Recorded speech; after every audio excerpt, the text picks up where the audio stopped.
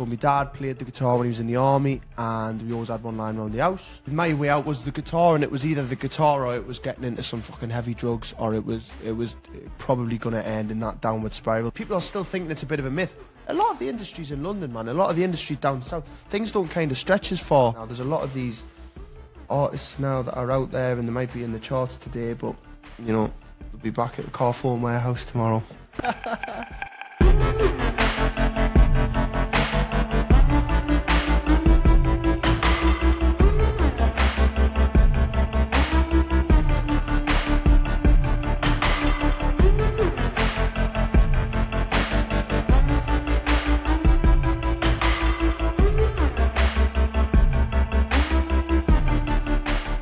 Well, there's a new voice out the northeast of England, and Noel Gallagher said it's the real fucking deal. And usually when Noel talks, everyone listens. So Andrew, how's it going, mate? You all right? Not too bad. How are you, buddy? I'm ace. Thanks for coming down, mate. No problem. Thank you very much for having us. So, strapped for time, mate. So straight into it. Yeah, lad. Why not? When you first picked up a guitar, Yeah. was it for an escape? Was you trying to express yourself, or was it something completely different? What forced you to? It was when I first picked up the guitar, it was boredom. I was only 16, and we were, we lived, the estate where I lived, it was one of those leave your front doors open and, knock at the neighbours for a cup of sugar and all that kind of stuff. So naturally we were out playing football till the early hours of the morning and all that kind of stuff. We moved out of there when I was about 14, I want to say, and the area that we moved to was a lot quieter, and I didn't know anybody around there. So my dad played the guitar when he was in the army, and we always had one lying around the house. And I picked it up. I purely picked it up out of boredom. It was a case of I don't know who my fucking neighbours are, so I'm going to get familiar with this guitar. When I first started writing, that was when it was for almost therapizing myself. I think it's the right way to go with that one. It's for a lot of people, isn't it? Yeah, of course it is, man. And it's like, it's such a cliche thing to say now, especially in the world that we live in now, where a lot of musicians tend to get on my nerves because they just say the things that they think everybody else wants to hear. It wasn't a case of me sitting there going, I want to write something that's going to change the world, and I'm going to write something because I feel a little bit down because I'm going to fail my exams. It was like I was dealing with quite a nasty environment at home that naturally needed written about. Then my dad died, and it was like, I ain't telling you this now because this is what everybody wants to hear, and I want people to feel sorry for me. If I didn't write songs like 4.5% and Where's My Family Gone, I ain't the kind of person that can go to a therapist. A lot of my family did, and I always commend people, and I'm a big advocate for men's mental health and all that kind of stuff. But I'm not that person that can sit down and have that conversation until now. So naturally my way out was the guitar, and it was either the guitar or it was getting into some fucking heavy drugs, or it was probably going to end in that downward spiral. So was there anyone around you playing guitar when you was young growing up, or was it something that just you had a curiosity towards in yourself? Or we weren't that. Oh no, you said your dad played when he was in the army, didn't you? And yeah, the my guitar dad about the played, house. Yeah, of course. Yeah. He played a bit, but it was never. He wasn't Bob Dylan. Yeah. And I wasn't his fucking son prodigy hanging off his ankles going, teach me an E. Like, you know what I mean? Teach me that G minor chord, please. There was none of that going about. And the friendship group that I was in, it wasn't that kind of friendship group. Everyone was just getting stoned. All the time. Forever getting stoned and staying in people's houses. Just standard upbringing in the north, innit? Yeah. So it was like, but I loved it. I loved going to school and selling me tabs. Yeah. Fucking, do you know what I mean? And going out on a Friday with the lads and taking a backpack with a couple of cans. How much was a fag at school when you was at school? It depends how many I had left. Right, nice. Normally 50 pence a tab. Yeah, 50 pence was the go, mate, when I was younger. When I got to the last box, I used to up it to £1. Just try and bring the money in a bit more. Did you ever do deals like free for £1 and that? Yeah, of course it is, yeah. I think I used to make more money then than I do now. Yeah, you get. I can remember we get like 10 Mayfair for £2. Yeah. Then you'd sell 5, get £2.50. Well, I was fortunate 'cause my nana, my dad's mum, her and my granddad, they used to go on where they used to go on holiday. It was all like tax-free sort of thing, so it was a lot of turkeys and all that. Yeah, like duty-free and all. So she'd come back with like 200 you know, fucking Leonardo and Butlers. Do you know what I mean? L&M's and that. Yeah, that's the one, mate. That's the one. Yeah. Yeah, proper legal regals and all that kind of stuff. So I'd be flogging the worst possible cigarettes in school. I wonder how much ill health you've caused around Newcastle. I've had my fair share of chest infections. You got one now, mate. You got a gig tonight. I feel for you. What go rounds come rounds and all that. So, obviously, being from Newcastle, it kind of runs throughout your story. Do you think that shapes your songwriting anyway, either consciously or subconsciously? I don't think it shaped the way I write. I think it shaped my work ethic in the sense that, probably similar to Grimsby, in the sense it's very working class. People in Newcastle, they work for what they've got. Yeah. And, I'm fortunate enough that I do this for a living. I travel all around the UK and all around the world. But there is a lot, and there is, people are still thinking it's a bit of a myth. A lot of the industries in London, man, a lot of the industries down south, things don't kind of stretch as far up to the northeast, Newcastle in particular. We've got a beautiful city, and we've got amazing people and beautiful bridges and on the quayside, the bars and the nightlife. It's unbelievable. The most friendliest people in the world are Geordies. But they're all really, really hard-working people. And all they want is they want a football team that tries and succeeds. Not even necessarily succeeds, just tries. They want food on the table for their family, and they want to have a drink. Or they might want to, they might not want to have a drink. They might want to, go to a gig. Or they might want to, sit in on fucking, that normal kind of living stuff. But they tend to work harder. So, in my opinion, you work really hard to get what you're given in the northeast. So I think it changed my work ethic of that. We were very lucky when I first started getting that leg up by Noel Gallagher. It would have been very, very easy for me at that point to just go, well, I must be fucking great. If he's saying I'm great, and if that record label wants me to sign with him, I must be great. But what I wasn't. And I kind of knew that in my head as well. And it was like, right, well, you've put faith in me. I want to go back and prove to you. And I wrote really hard and I played. We've been doing about 170 gigs a year, continuously for the last 4 or 5 years. Yeah, you've been smashing it, mate. But it's just working hard. It's just working hard, and it's not like, oh, we've got this opportunity because we've got to. It's like, no, I want to keep on grafting. I'm obsessed with it, man. Yeah, you've got to be, haven't you? But it makes it a lot easier when you love it, though. Yeah, of course. Well, that's it. I'm still as obsessed with music and with writing and with playing as I was when I first picked up the guitar, which is a rare thing, I think. Yeah, that's great. So I said in my opening monologue about Noel Gallagher calling you the real fucking deal, which is quite a comment, isn't it? Yeah. I bet that goes on every press release, doesn't it? Well, his first, I'll give you an exclusive, yeah, man. His first ever email that he sent. So I got a phone call off him when we first started, off a no-caller ID, which is mad in itself. Is this Andrew Cushin? This is Noel. Fuck off. Totally not believing it at all. But we got an email as well, and it was an email to my manager, and it read, he can play the guitar, good voice, and can definitely write a song. What's the catch? Is he a bell end? And that was the first email that we ever got of Noel. And I've still got that saved somewhere. So yeah, like you say, as soon as someone like that talks, you listen, don't you? But he's been great. He's been such an advocate for my music, and he's been a mentor in many ways. And yeah, we still got a WhatsApp group. He still checks on me, give a review of the album, and yeah. I know he's always there to help out if I'm really struggling with something. Yeah, but he's it's great to have such a good mentor, isn't it? Yeah, of course. You couldn't ask for a better one, could you? He was my dad's hero, and then as I got into music, he was my hero.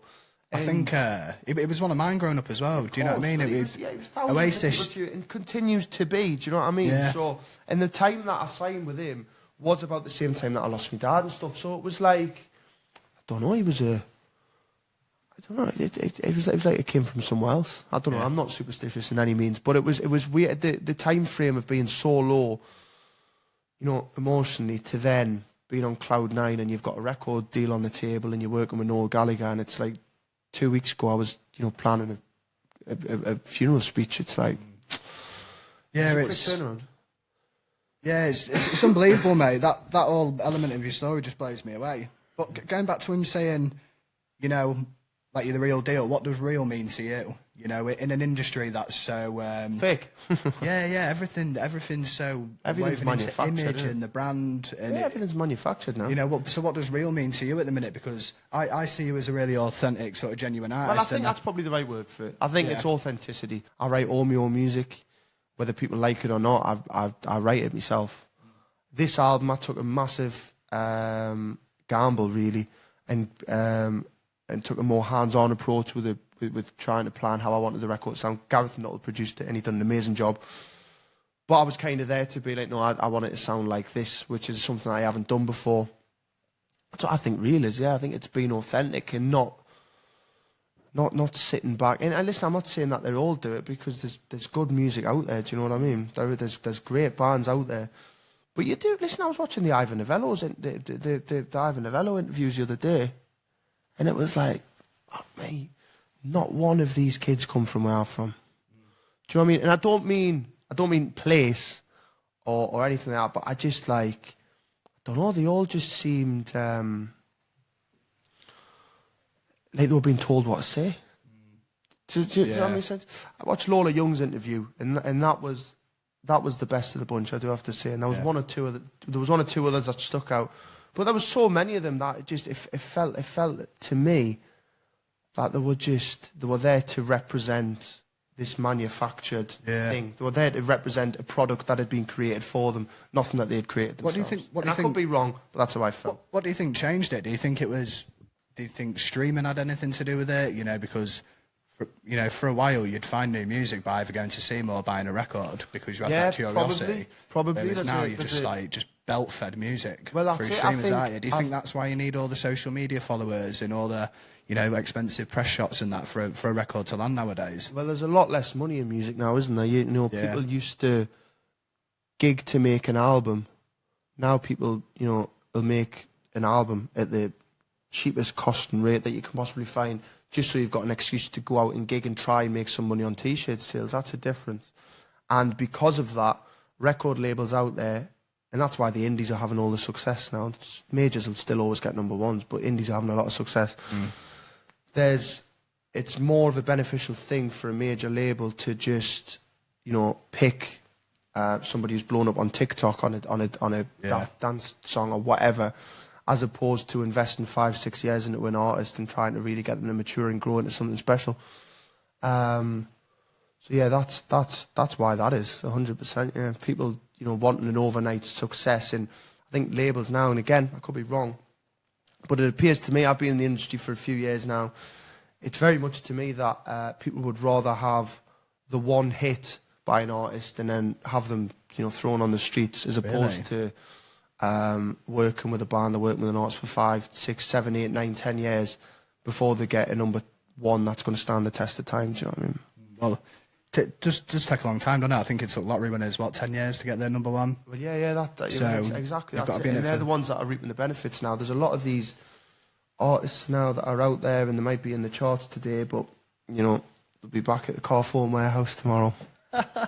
Is that even still a shop? Is that a place? Is it? It's reopening for field musicians. I was going to say the one in Grimsby shut down about 15 years ago. Did it really? Yeah, shut down years ago, mate. You guys have still got a Woolworths around, haven't you? Woolworths? I'm pretty sure we haven't. I don't know. I'm not really clued up on my local retailers, mate. That was a joke, mate, to be truthful. Yeah. I know. I'm sure that closed about 15 years ago as well. I know our biggest shops in town are probably like Pound Shop. And yeah, I like it down here. Listen, it's one of them where it's nice people and it's well grounded and hard working people. Yeah. I love it. That's why we choose to come down and play gigs here. I wouldn't come down and play if I didn't want to be here. Do you know what I mean? Yeah, that's right across the north as well, mate. Yeah, of course it is. Of course right it is. across. Yeah. We get good receptions, but yeah, it's always nice to meet people. I feel you find a lot of common ground with people in the north, I think. Yeah, 100%. So there's a lot of purity to your songwriting, mate. But obviously the industry isn't sort of structured for purity. So how do you protect yourself in a business that's sort of set up for algorithms rather than authenticity? You've got to trust who you're working with. That's first and foremost. The guy who manages me, he's managed me since I was 18, since I first started. The amazing woman who does my PR, Kat, she's represented me since I was 18. A lot of my team have been around us since I was young. I've had the same lawyer.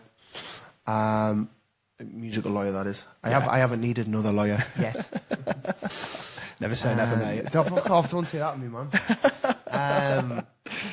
Yeah, so all that kind of stuff. You've just got to trust who you work with, I think. It can be toxic, and you do hear some horror stories of people getting ripped off and all that, but if you trust who you're working with, and if they believe in you, and if they're with you for the right reasons, you know, I think you're going to be okay. I think you've got to be conscious and careful of who you're inviting into your team and who you're bringing into your circle, you know. Was that so? Your manager since you got into it at 18, did you say that came through the Noel link, did it? So I started doing gigs.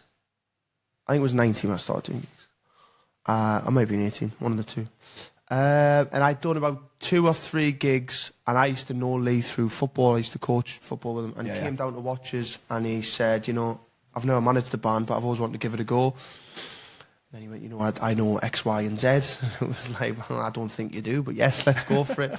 And then that's when it all kicked off. So I'd done about 6 gigs before getting a record deal, which, you know, some bands work 10, 20 years before they get a sniff. So we were really, really lucky and also really spoiled. And I was instantly walking into dressing rooms and festivals and having that cross on my back where you were looking at bands who had gigged for 5, 10 years who were miles better than me. Fucking miles better.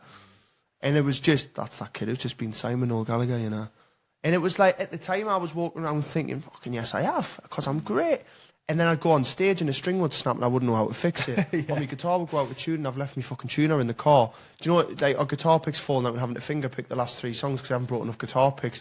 It was like, I'd done everything back to front. Normally people do their apprenticeship with music, which, you know, is gigging and all that and writing and learning your craft. And then they get a sniff at it, you know, maybe it's a smaller record label, then they release an album, then it might go into something else. I'd done everything back to front, man. Yeah, it sounds like it, mate. But it forced us to grow, and it forced us to get good at the guitar, and it forced me to become a better writer, because when the relationship with the major record label fell apart, which was around COVID time, which, you know, hundreds of people were releasing around then. Yeah.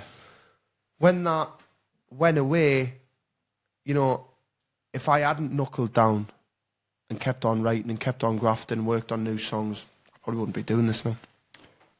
Say if there was another COVID tomorrow and everything went shit bust. I'm going to fucking Australia. I was going to say, what would you do? Do you know what I mean? What would you do if everything went to shit? I'd rather live on a fucking pedalo in the North Sea.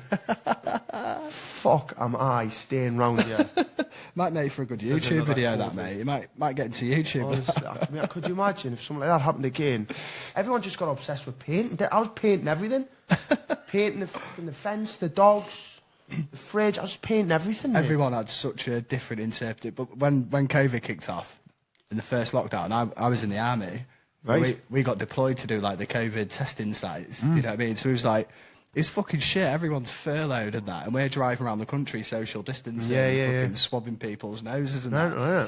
And then I got out of that and started a job straight away. So throughout the whole of COVID, I just fucking worked. You just worked all the way through. It was like nothing changed, just grafted throughout it all. I was doing loads. I mean, I'd done loads of writing, and we'd done a few of them Instagram lives, and you know, I'm standing in the living room getting my mum to take a photo of us because I've got to do some, you know, promo shots for Out with Scooter, and it's like trying to Photoshop the dog's head out the background. So there was a few bits of that going on,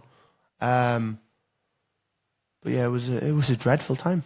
Yeah, shit, wasn't it? I mean, having to do a COVID test to get a pint, to sit outside in the rain. I remember we went for a pint in Newcastle. I do apologise. And yeah, we went for a pint in Newcastle, and we all had to do COVID tests to get served. And then we sat outside, and it was pissing it down. And like we were all sat with umbrellas, and we're like sat shivering with a fucking pint of Coors. And I thought, what the fuck is the world came to, man? Where we're willing to get hypothermia to sit and have a drink in a pub. It was mental. Mental. I'd rather sit in the house and drink de-icer than do that again. So, mate, I'm mindful that we've not got much time today, so a couple more questions for you. Imagine your music was a painting. What would it look like, and what colours and textures would there be? I'm a big fan of the 2 bulldogs playing snooker. Yeah. That one. That's a classic. Probably something like that. But maybe he's wearing Newcastle shirts. They've got a bottle of brown ale on this side. That would work. I don't know a lot of paintings, lad, but I like that one. Perfect answer, mate. Perfect answer. And last but not least, mate, when people look back on Andrew Cushin in 20 years' time, what do you hope they don't say about you? I hope they don't say that he blew it or that he wasted it. You know, I was telling you in the car, and I'm forever getting told off by me nana for smoking or drinking. You know, you'll ruin your voice one day, son. But I hope I do switch on a little bit more with stuff like that and not, you know, come in the house at 5, 6 o'clock in the morning because I can. It doesn't necessarily mean you should. So, yeah, I hope people don't say that I blew it. And listen, I'm very switched on. Like I say, I've got a team and now a family now around us who I know will look after us and I know they'll look out for us. But it's very, very easy in this business to, you know, to go one step too far and get, you know, seen it with Pete Doherty, you see it with Amy Winehouse. Even Jim Morrison couldn't get away from the nasty stuff. I'm not saying I'm that kind of person, but you never know, do you? You just never know. So I hope people don't say that about me. I hope people don't say, oh, he ruined his voice, didn't he? Oh, do you remember when he done that gig and, I don't know, his ears fell off? You'd fucking been jacking up in the toilets, do you know what I mean? I don't even know if that's a side effect, but if it is, it's terrified the life out of me. Well, take that thought away with you, mate, and sit on it. And if the opportunity ever presents itself, just remember your fucking ears will fall off, mate. Yeah, that's it. That's it. My ears will fall off. What a beautiful way to close the show, mate. Thank you ever What a so weird much for way to coming close down. the show. What a weird way to close Thank you ever so much for coming down, mate. And if you've liked what you heard, hit like and subscribe. Nice one.